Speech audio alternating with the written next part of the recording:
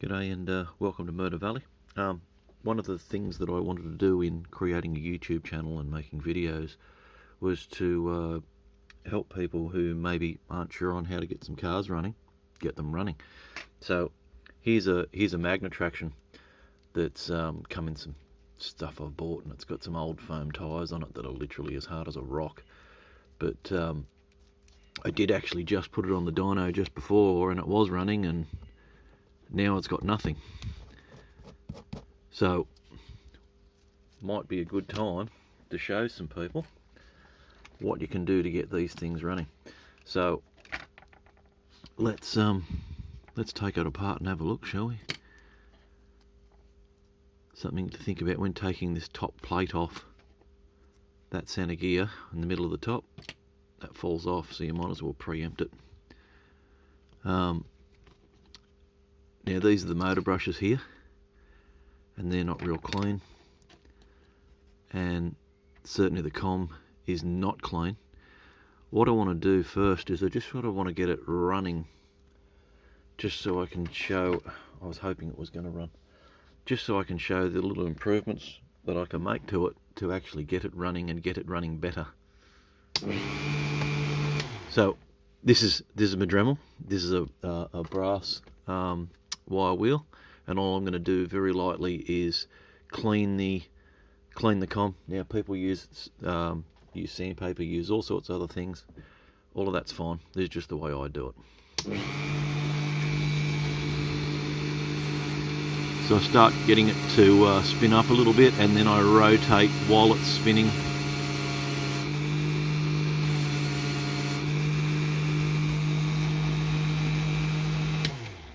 And I end up with little hone marks. Here's what I'm going to do though. Just that should have cleaned it up enough to get it running. So I just want to get it running to start.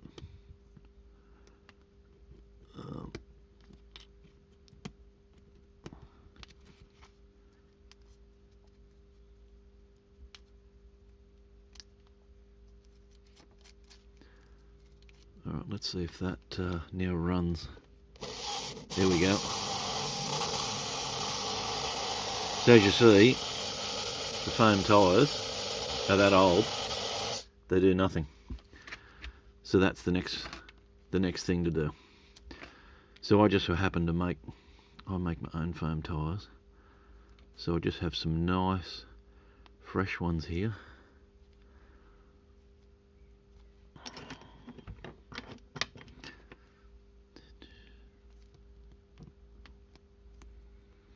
So the thing with putting foam tyres on is you don't want to overstretch them, and you don't want them all bunched up, because sometimes you can put them on a little bit carelessly, and if they bunch up, they're not going to run true.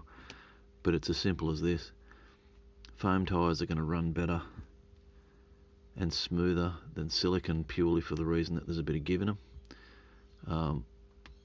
You can put a foam tyre on, and you can have the rim slightly out around, and you can sand it so the tyre runs smooth, even though your rim is not.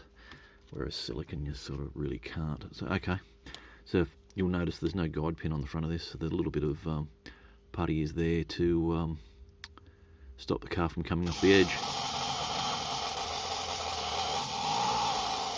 So alright, let's call that a starting point, shall we? So a really simple start. It sounds dry and horrible. So this bottom pivot here at the bottom of the arm is often referred to as the screamer hole, and a very, very small amount, and that's just motor brush fluid. I prefer to use that in these bottom holes instead of oil, because if it gets on the comm, it doesn't matter as much. And as you'll notice, just applying that to that bottom hole has made it sound a hell of a lot better already. So by the way, I'm running this at a bit over 14 volts. Actually on my power supply it says 14.5, so this is about what I drive them on. So okay, that doesn't look like it's really going to get much better. So let's keep going where we left off before. So we'll take it back apart. We'll take that top gear off because that is going to fall off. Okay, so point of note, red magnet goes to rear. Okay, so that still doesn't look real good, does it? I might just, if I can find some. Okay, here we go. If I make a little hole in that, then it can go around it, and I'll give that a bit of a wet and dry.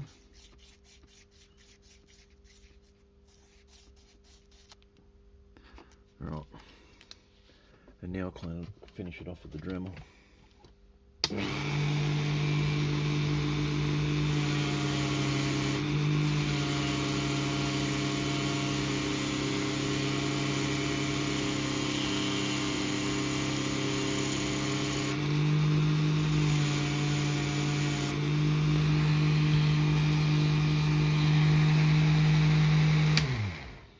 So these light scratch marks that carry from the inside to the outside and not around, I actually think they're a benefit, the end result of that, rather than being a negative.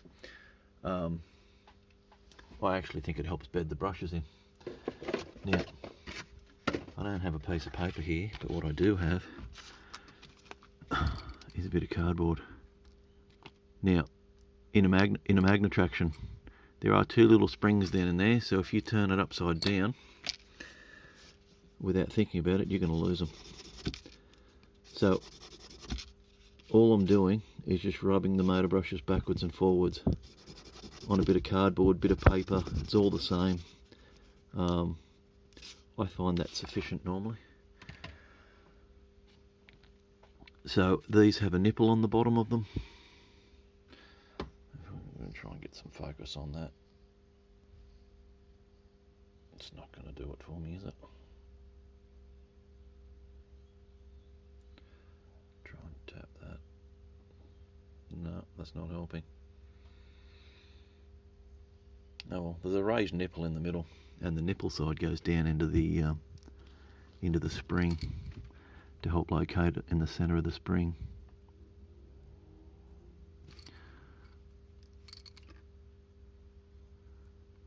If you haven't got, if you're missing these springs in here, you can use Auto World Extraction ones. They're available to buy on eBay.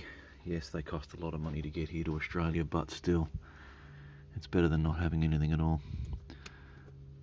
Okay, so this is small alteration number 2 of just cleaning.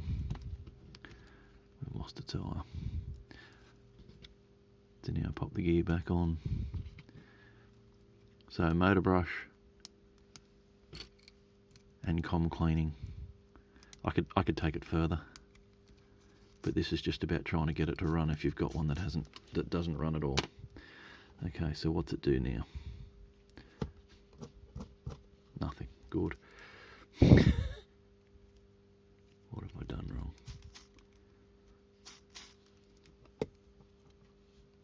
Yeah, right.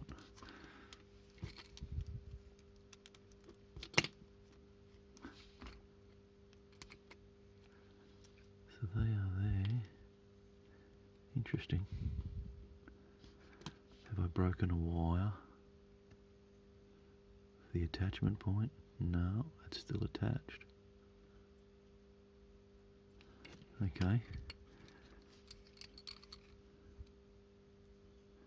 So I've got my finger on the inside holding the motor brushes in so I don't lose them. Maybe they are just falling just below the level because maybe the springs are a bit flat, so that just makes the motor brushes sit up a bit higher.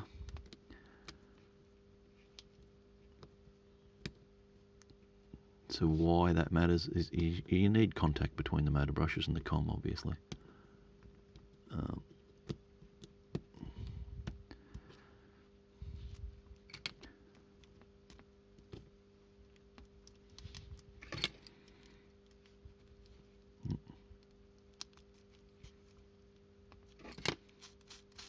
Let's see if that helped. Yes, it did.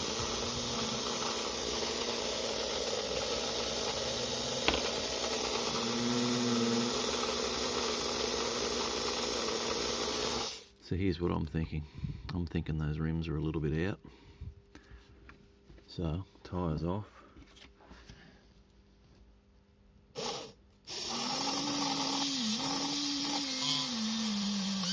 Oh.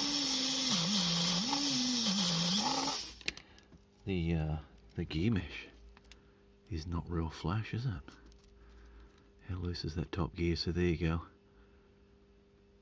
There's a potential for where it's... All I was trying to do then was sand the back of the outsides of the rims, just a touch to true them up. But the gear mesh is so bad. So on the bottom here, that's just a little rivet. Now what have I got that I can tap? I might use... Does this close up far enough? Actually, I might try this. I just want to tighten that rivet up just a touch.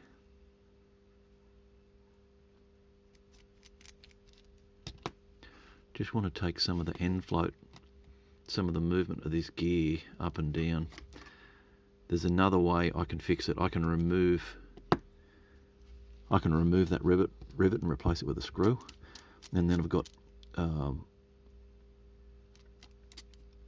fine adjustment in it because I can screw the screw head in and out. If I put that there to help put a bit of pressure on the rivet, how does that go? Worst thing I could possibly do is tighten that up so the gear can't turn. That would be, yeah, look, there's a little bit of improvement there, not a great deal. If I was building a race chassis, I'd be doing something different.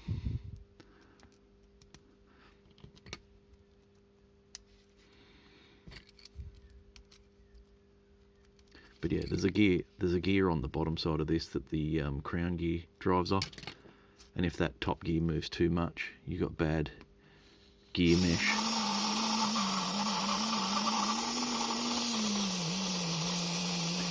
Okay, that's better already. It's not grinding gears anymore, so that's a positive. We've done something good there.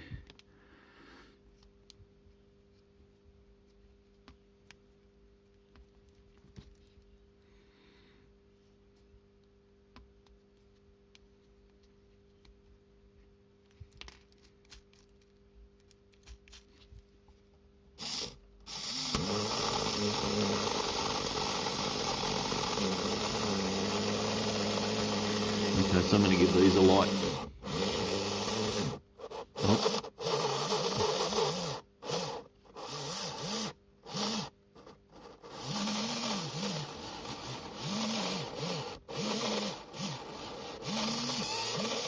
It's not as easy to work on these things when they don't have guide pins in them.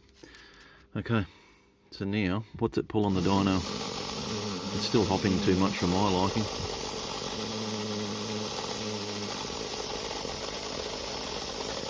There's still a lot more room for improvement there. So let's put a little bit of oil down in there. We'll just go around the basic pivot points. A little bit on there.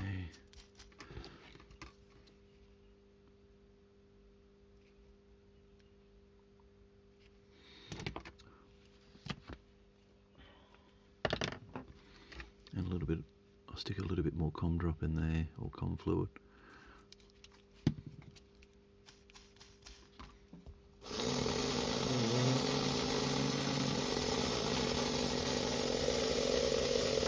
It's still hopping too much for my liking. Oh.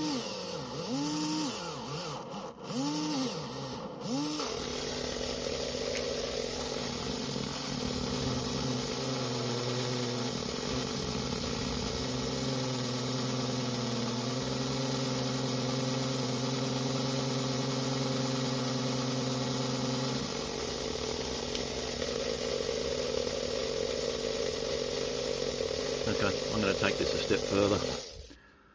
I am going to replace that with a screw. I'll just grab one. Okay, I have a screw here. I have a socket head 1.6 M1.6, which is metric, and that is 6mm long in the threaded section of the screw, which is way too long. But that doesn't matter right now because I'm just going to cut the excess off. So what I need to do is I need to remove the old rivet first, and how I'm going to do that is with the Dremel.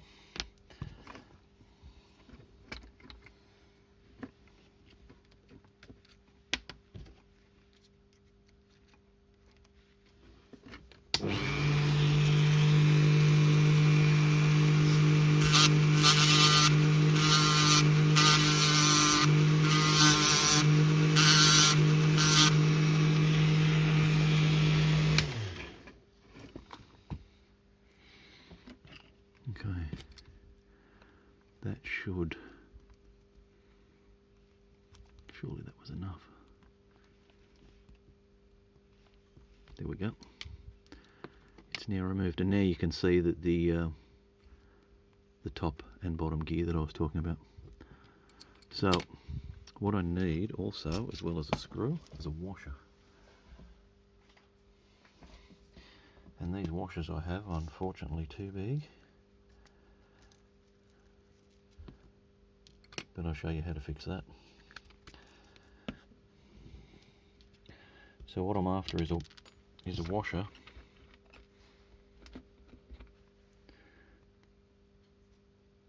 that goes in that recess there, and it's only just too big.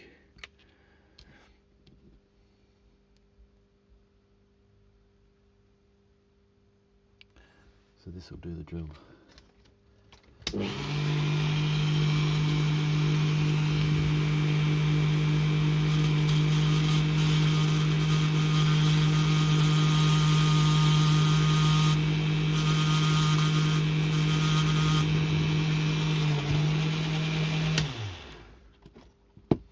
How about that? No, a bit more.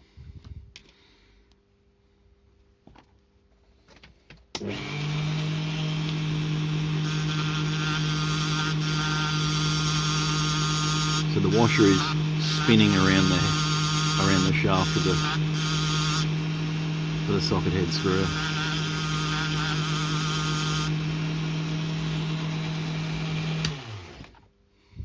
How about that now? Yep, that's what I want. That's no, a bit further.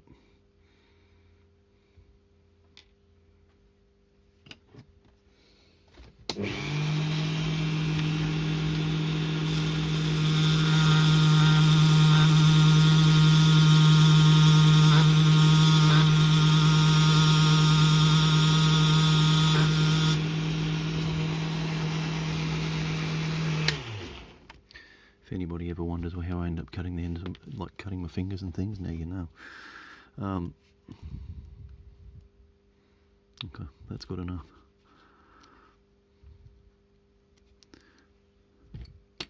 So, Allen key.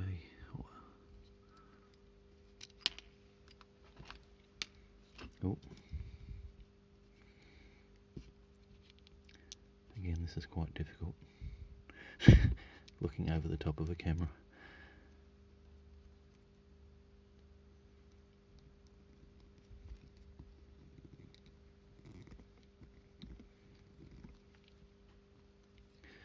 Okay, so that's now coming through where the rivet was, and this is going to be too long, so I have to cut the excess off. So what I'm aiming for here, I don't want it to be tight, but I don't want the gear to be able to move up and down and flop around all over the place either.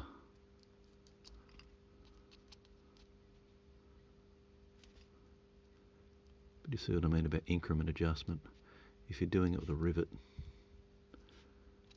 you just keep tapping, or putting it in a press and squeezing it, and if you go too far, there's no way to fix it. Where that this, if you go too far, you just back the screw head back off just a touch. I think I might leave it there. I've now got a cut-off tool.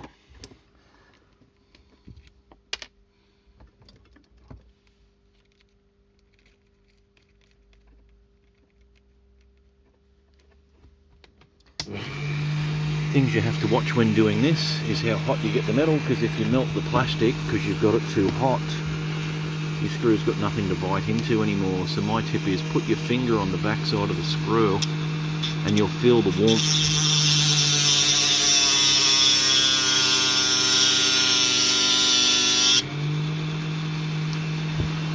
So that was starting to get a bit warm. I could feel it through the head.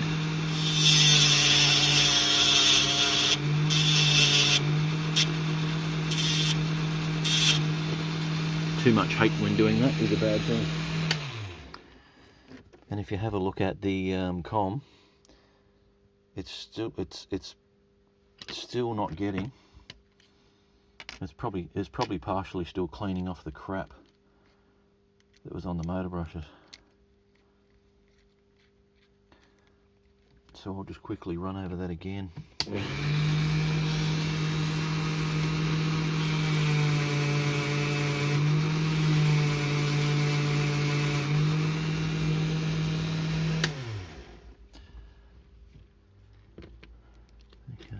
Good, but I've bumped this.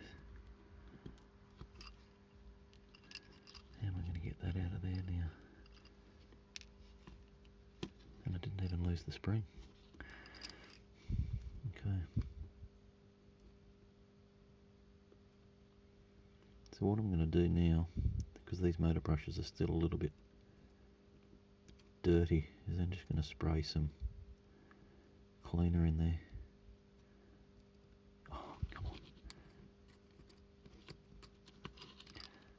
Tweezers would be nice. Okay, there we go. It's a little bit of isopropyl just to help clean the motor brushes.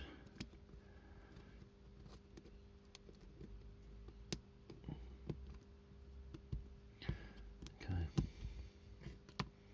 Obviously isopropyl alcohol is going to clean off any oil as well.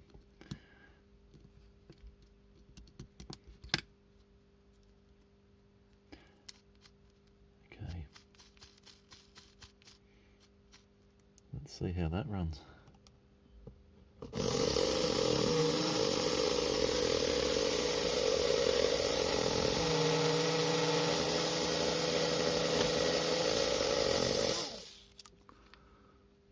I didn't put any lube down in there. I knit it up in there.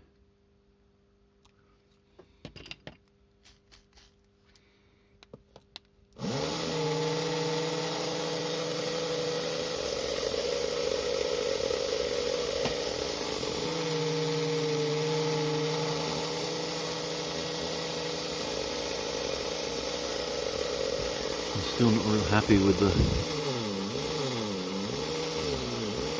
bouncing. Just take the corners off the tyres.